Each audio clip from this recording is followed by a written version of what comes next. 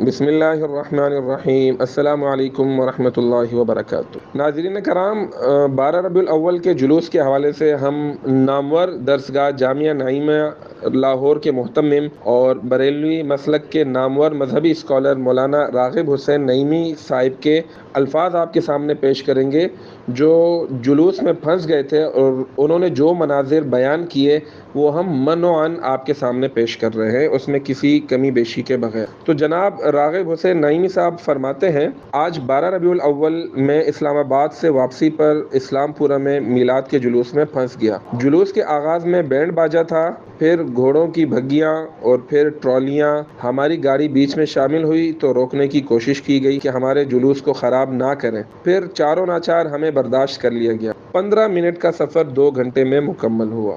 گلیوں میں جگہ جگہ ٹرالے کھڑے کر کے ڈیک سے جاری بلند آواز میں نعت کے نام پر موسیقی کانوں کے پردوں کو پھاڑنے کے لیے کافی تھی۔ مرد و زن کا اختلاط، نوجوانوں کی بے مقصد آوارگی اور خواتین کا بے حجاب باہر نکلنا کیا شریعت سے کھلواڑ نہیں ہے؟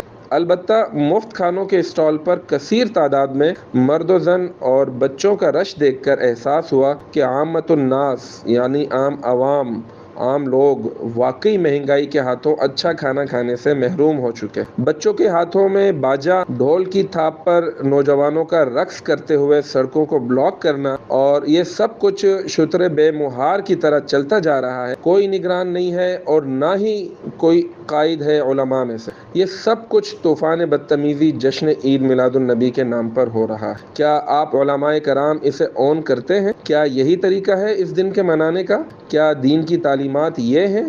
اگر نہیں تو پھر اعتراف کریں کہ معاشرے کے سدھارنے کے بہت سے مراحل ابھی باقی ہیں۔ یہ وہ مذہبی ثقافت نہیں ہے جس کے داعی اور عامل شیخ عبدالحق محدث دہلوی تھے۔ ان کی محفل مولود کو دیکھیں اور اس جشن کو کوئی مقابلہ ہی نہیں ہے۔ مستحبات کو اتنا بڑھاوا نہ دیں کہ عامۃ الناس اسے فرض سمجھ لے کہ آئندہ اسے ہم علماء بھی نہ روک سکیں۔ ایسا بے ہنگم اکٹھ میلاد کے نام پر دھبا ہے، اس سے اعلان لا تعلق کریں، سنیت کو بدنامی سے بچائیں، محافل میلاد النبی کی تطہیر کریں اور پر اثر بنائیں۔